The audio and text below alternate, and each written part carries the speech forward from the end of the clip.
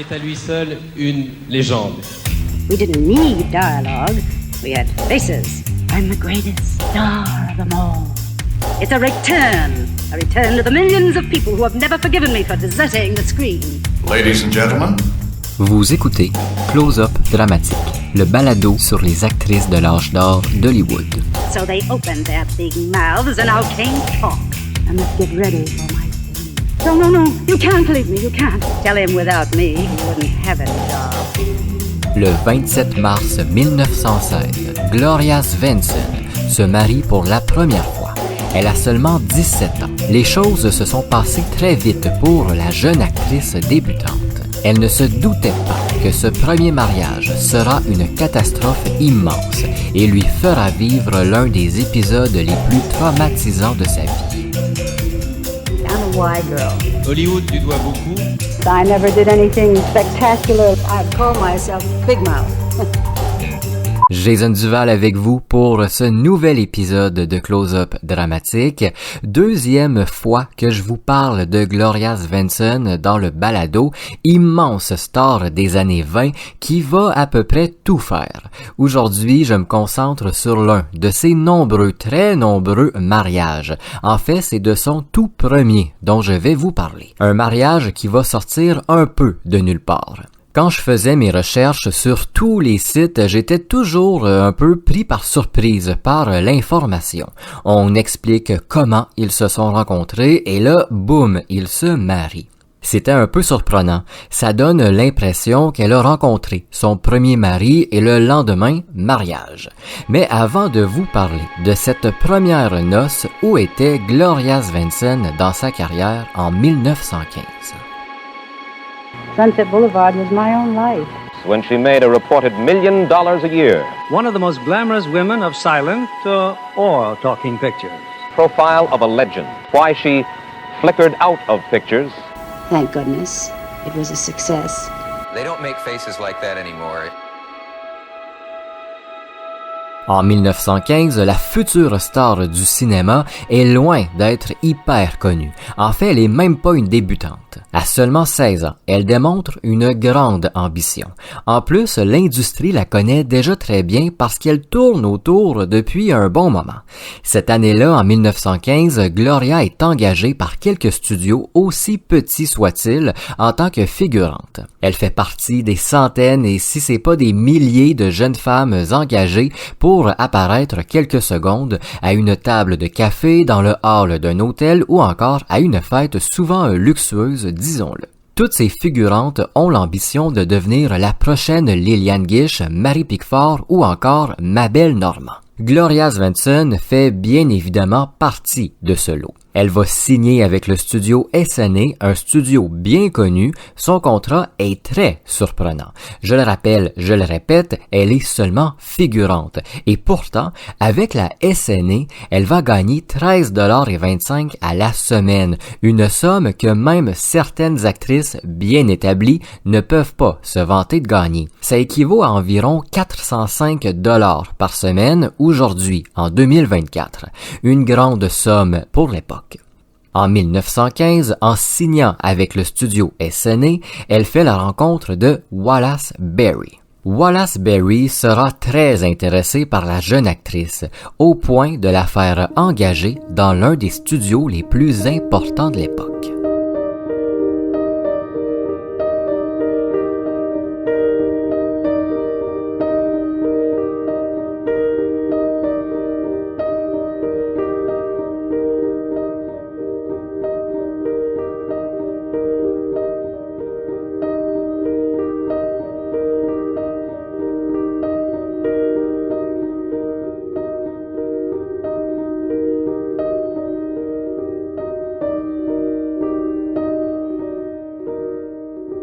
Qui est Wallace Beery, l'homme qui va tomber amoureux, entre guillemets, de Gloria Svensson? Eh bien, en 1915, c'est l'un des acteurs d'expérience de l'industrie, déjà. Même que au studio SNA, où il est sous contrat, tout comme Gloria Svensson, il fait partie un peu des meubles. À la SNA, il est considéré comme un coureur de jupons. Il a 30 ans, il est connu, a un certain poids dans l'industrie et plusieurs jeunes starlettes vont tomber dans le piège de l'homme. L'acteur a une certaine notoriété. Ses films marchent bien, surtout ses comédies, souvent des courts-métrages. À ce moment-là, il est surtout reconnu pour la série de films comiques Sweetie, où il est travesti en femme, une série qui va connaître beaucoup de succès. C'est justement avec Sweetie que la jeune et ambitieuse Gloria Svensson va faire la rencontre de l'acteur bien établi. On est en 1915 quand Sweetie Goes to College commence sa production. Vous aurez compris, c'est un film, un court-métrage qui s'ajoute à la série comique. Dans cette nouvelle production, il y a aussi une nouvelle figurante, c'est Gloria. Je vous l'ai dit il y a quelques instants, Barry est un homme à femme, et en voyant la jeune et ambitieuse Gloria Svensson, déjà très belle, il est plus qu'intéressé. Il essaie de lui parler, mais l'approche est peut-être trop directe pour la future star qui est toujours une adolescente, rappelons-le. Dans le futur, Gloria Svensson va être reconnue pour avoir un aplomb, un franc-parler assez unique, et à seulement 16 ans, elle le possède déjà. Elle va donc renvoyer de façon très polie mais très directe l'acteur. Elle refuse ses avances, mais l'homme va se réessayer à quelques occasions pendant le tournage. À chaque fois, Gloria est de plus en plus directe, au point où elle va carrément l'envoyer promener à un moment donné. La figurante est loin d'être intéressée et elle lui dit qu'il pourrait être son père, chose pas tout à fait fausse parce qu'ils ont 14 ans d'écart exactement. Pour une raison ou une autre, Wallace Beery est congédié du studio quelques semaines après Sweeties Go to the College. Dans les journaux, on écrit que ce renvoi serait en lien avec une dispute entre Beery et une jeune actrice qu'on ne nomme pas. Est-ce que c'était Gloria Svensson? Est-ce que c'était une autre jeune actrice? Ça se peut aussi. Wallace Beery accumulait les flirts et les conquêtes. Quand il quitte la SNA, il va gagner la Californie et vite se retrouver un studio. Il va signer avec la Keystone, possédée par le célèbre Mack Sennett, homme qui a lancé des centaines de stars du début de l'industrie comme Mabel Normand entre autres, grande comique. De la Californie, Barry va envoyer plusieurs lettres à Gloria Svensson qu'il n'a jamais oubliées. Il l'incite à venir vivre en Californie, lui promet même un contrat avec la Keystone. Certaines lettres restent sans réponse, mais parfois, quand elle en a envie, Svensson répond. Elle est hésitante. Elle commence à être connue à son studio, son nom circule de plus en plus. Elle va se laisser convaincre et partir avec sa mère pour la Californie où elle obtient, tel que promis, un contrat avec la Keystone grâce à Wallace Beery en 1916. Quelques jours seulement après la signature de son contrat, la jeune starlette est placée sur le tournage de A Dash of Courage, une production dans laquelle joue bien évidemment un certain Wallace Beery. Quand elle apprend qu'elle va se retrouver une nouvelle fois sur le même tournage que l'homme, elle a des sentiments très contrastés. Elle est heureuse puisque c'est lui qui lui a fait signer un contrat avec ce studio, majeur à l'époque, mais en même temps, elle veut pas revivre la même expérience que lors de Sweeties Go to College. L'adolescente ne veut pas se faire draguer après chaque scène. Elle va être surprise, par contre. L'attitude de l'homme a complètement changé. Gloria découvre un homme charmant, très sympathique et surtout qui n'essaie pas de la draguer. Elle va tomber dans le panneau, elle va tomber amoureuse de lui. C'est ici, quand je vous disais dans l'introduction que tout va très vite, le 27 mars 1916, Gloria Svensson, le jour de ses 17 ans, épouse Wallace Beery. Et dès le départ, la jeune femme va comprendre qu'elle a fait une très grosse erreur et que le mariage est voué à l'échec. Le soir de la cérémonie, après une fête bien arrosée, surtout pour le nouveau marié qui a bu un verre après l'autre et qui est dans un état d'ébriété très avancé, un premier événement malheureux, très malheureux, va se produire. Quand le couple retourne à leur hôtel, chic hôtel, Wallace Beery est très insistant et Gloria refuse ses avances. Elle lui laisse savoir que son état d'ébriété la refroidit autant qu'un glacier. Mais pour l'acteur, c'est une insulte. Il va agresser sa jeune mariée avant de la violer. Gloria a à peine le temps de comprendre ce qu'il se passe. Le lendemain, elle pense déjà au divorce quand elle apprend que l'acteur de renom n'a même pas de chez lui. Il vit toujours chez ses parents dans une maison assez grande, mais qui reste très modeste pour la star qu'il est. Les parents de Barry ne sont pas des gens très chaleureux. Ils surveillent leur garçon et s'assurent qu'aucune marque d'affection ne soit donnée entre eux quand ils sont dans les parages. Dans les parages qui sont d'ailleurs assez grands. La nouvelle mariée trouve que c'est impossible pour eux de retrouver ou trouver même une complicité ou une intimité. Quelques semaines après le mariage, alors qu'elle est sur le point de demander le divorce de façon officielle, Gloria apprend qu'elle est enceinte. Une nouvelle qui est loin de réjouir son mari, mais aussi ses beaux-parents. Ils vont essayer de la convaincre d'avorter, mais hors de question pour la jeune femme à ce moment-là. Elle va garder l'enfant. Malheureusement, son mari et sa belle-famille ont d'autres plans pour Gloria Svensson.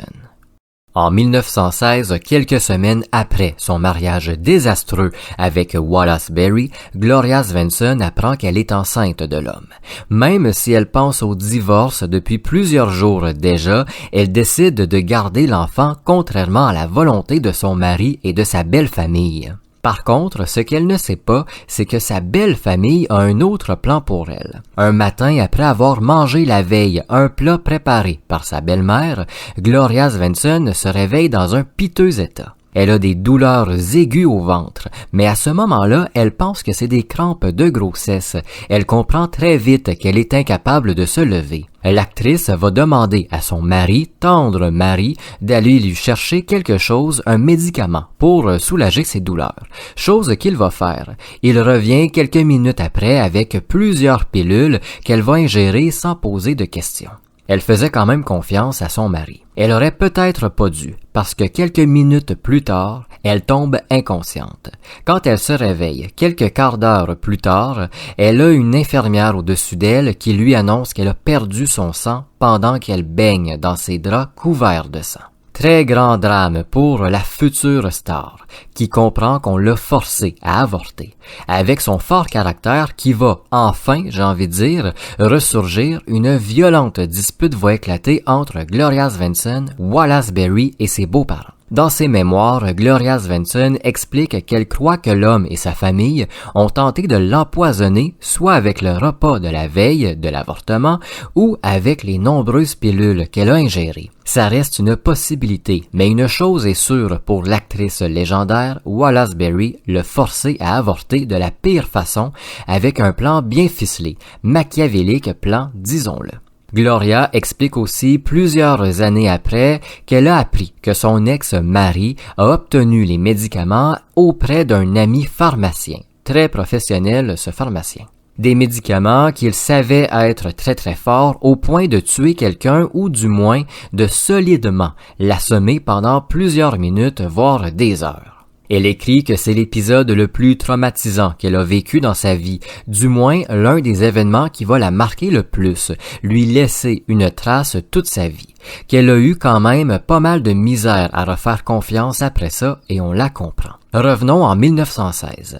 Après l'avortement forcé, la relation avec Berry ne va que diminuer et empirer. Les disputes s'accumulent et un jour, au studio de la Keystone, Gloria va surprendre son mari avec une jeune figurante. C'est l'incident de trop, la goutte de trop, la raison ultime pour demander le divorce, en même temps que Berry est congédié de la Keystone. En juillet 1916, moins de 4 mois après le mariage, Gloria Svensson signe la demande de divorce officielle. Divorce qui sera officialisé seulement en 1918. Le 27 mars 1916, le jour de ses 17 ans, Gloria Svensson ne savait pas qu'elle épousait un homme qui allait la marquer à vie, lui laisser l'épisode le plus traumatisant de sa vie.